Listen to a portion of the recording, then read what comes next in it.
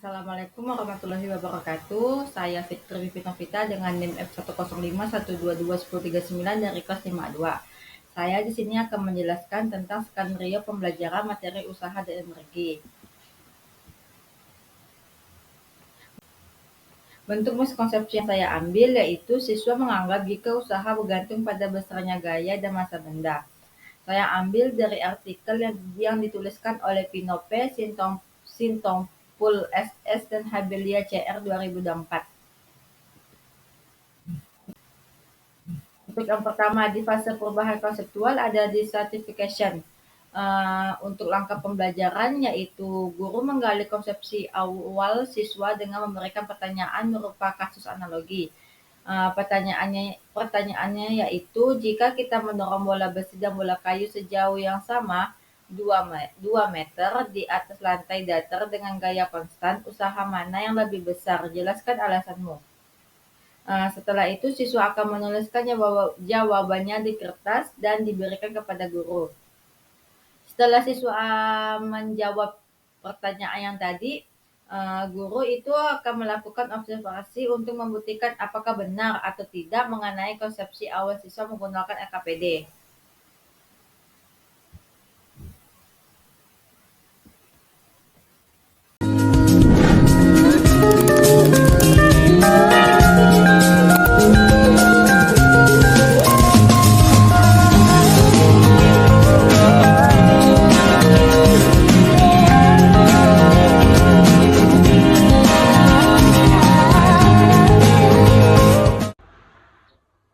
Assalamualaikum warahmatullahi wabarakatuh. Perkenalkan, nama saya Fitri Novita dari kelas 5A2 dengan NIM F10512211039. Saya di sini akan melakukan percobaan sederhana yaitu untuk mengobservasi apakah usaha itu bergantung pada gaya dan masanya. Oke, yang pertama itu kita memerlukan aqua botol maksudnya, dengan beratnya 1, liter atau setara dengan 1,5 kg. Yang kedua ada penggaris untuk mengukur ketinggiannya. Yang terakhir ada pulpen dan buku untuk mencatat hasilnya. Oke, langsung saja kita mulai, yaitu kita akan mengukur ketinggian pada aqua botol dengan beratnya 1,5 kg. Untuk yang pertama kita bisa mengukur ketinggian aqua dengan ketinggian setara dengan 0,5 meter atau setengah meter. Oke, langsung kita mulai saja. Yang pertama kita mengukur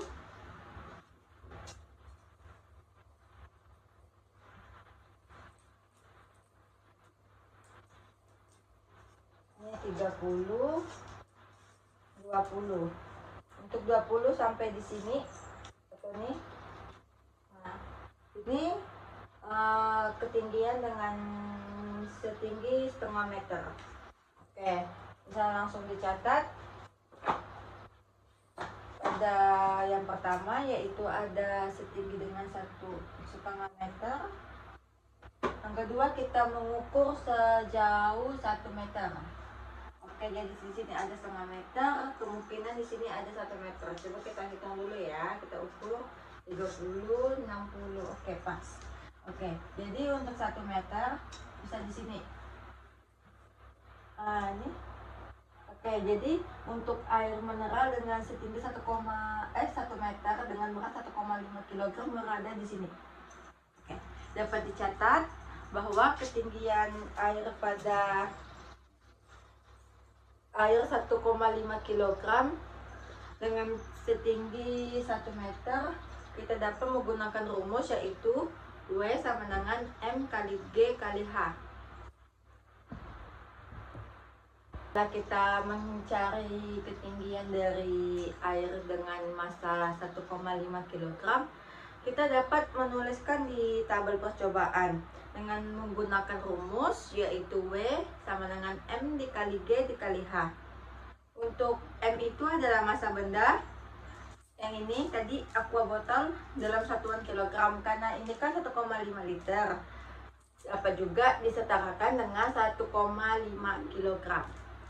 Untuk gravitasinya, G-nya itu dapat menggunakan 9,8 meter per sekon kuadrat. Untuk ketinggian yang tadi yang kita hitung ada setengah meter dan 1 meter. Oke. Jadi kalian dapat menuliskan di tabel percobaan kita yang ada di LKPD ya.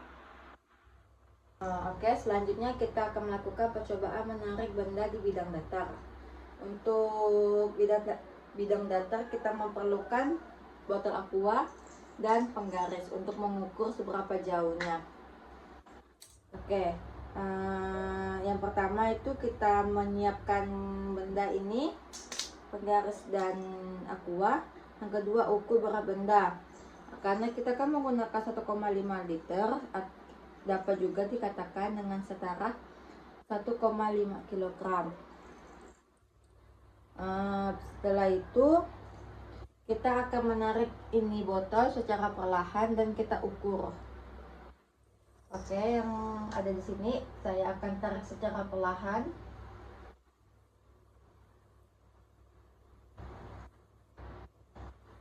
Nih. Oke, kita dapat ukur panjangnya berapa. Dari yang di sini sampai di sini itu memiliki kepanjangan yaitu setengah meter. Setelah itu kita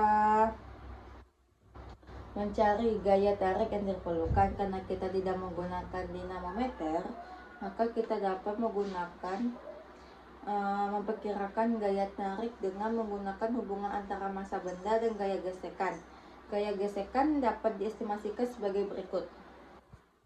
Untuk mengetahui hubungan antara massa benda dan gaya gesekan dapat diestimasikan sebagai berikut, yaitu dengan nilai F sama dengan mu dikali M dikali G.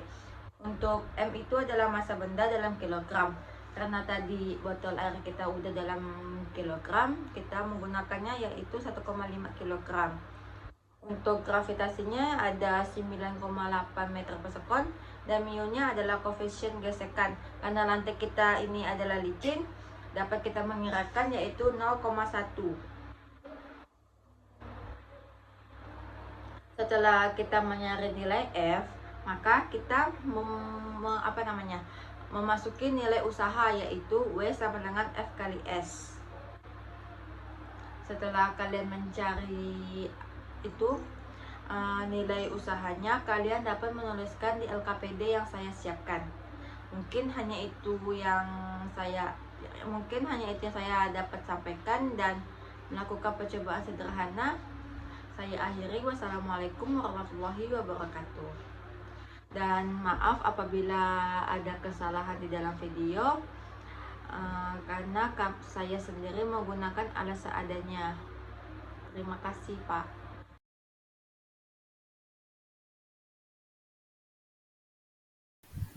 Oke, setelah melakukan praktikum dapat dikatakan usaha bergantung pada gaya yang diterapkan dan perpindahan benda, bukan pada massa benda.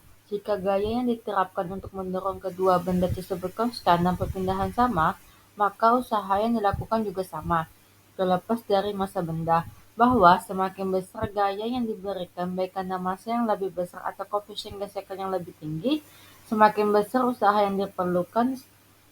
Selain itu, perpindahan juga mempengaruhi usaha. Semakin jauh dipindahkan, maka semakin besar usaha yang diperlukan. Percobaan ini menunjukkan W sama dengan F berbanding lurus dengan S sesuai rumus usaha. Jadi, untuk hasil percobaan ini dapat dinyatakan usaha itu bergantung pada gaya dan perpindahan, bukan karena dipengaruhi oleh massa. Dapat dikatakan juga usaha dalam fisika didefinisikan sebagai hasil kali gaya yang bekerja pada suatu benda dengan perpindahan benda tersebut dalam arah gaya. Rumusnya adalah W sama dengan F kali D kali cos theta. Pada siswa banyak mengalami miskonsepsi kalau usaha bergantung pada besarnya gaya dan massa benda. Dalam rumus di atas, massa benda tidak muncul secara langsung, artinya usaha yang dilakukan tidak bergantung pada massa benda, melainkan hanya dapat gaya dan perpindahan. Namun massa benda dapat mempengaruhi besar gaya yang dibutuhkan, terutama dalam situasi di mana gaya yang diperlukan untuk memindahkan benda terkait dengan berat benda atau gesekan. Misalnya, ketika siswa mendorong benda dengan massa yang lebih besar, Anda mungkin memerlukan gaya yang lebih besar karena benda tersebut memiliki lebih banyak berat atau mengalami lebih banyak gesekan. Tapi usaha tetap dihitung dari gaya dan perpindahan bukan massa. Jadi dapat dikatakan kalau usaha itu tidak bergantung pada massa, tetapi bergantung pada gaya dan perpindahan. Sesuai dengan rumus yaitu W sama dengan F kali D kali cos delta.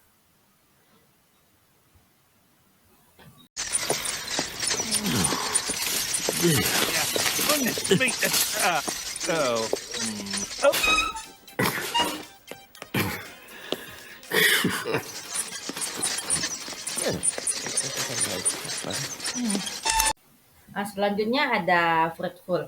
Setelah kalian menonton video animasi tadi, dapat dikatakan uh, ketika kita mendorong troli ke supermarket dengan memberikan gaya ke arah depan dan troli bergerak sejauh jarak yang tertentu. Usaha yang dilakukan karena ada gaya yang diterapkan pada troli dan troli berpindah tempat. Semakin besar gaya yang kita berikan dan semakin jauh troli bergerak, maka semakin besar usaha yang dilakukan. Jika troli berat, kita perlu memberikan gaya yang lebih besar untuk memindahkan. Jadi dapat dikatakan usaha bergantung pada gaya yang diberikan untuk mendorong troli serta jarak perpindahan. Jadi dapat dikatakan juga usaha itu dipengaruhi oleh dua, yaitu gaya dan perpindahan sesuai rumus usaha yaitu W sama dengan F kali D kali cos theta.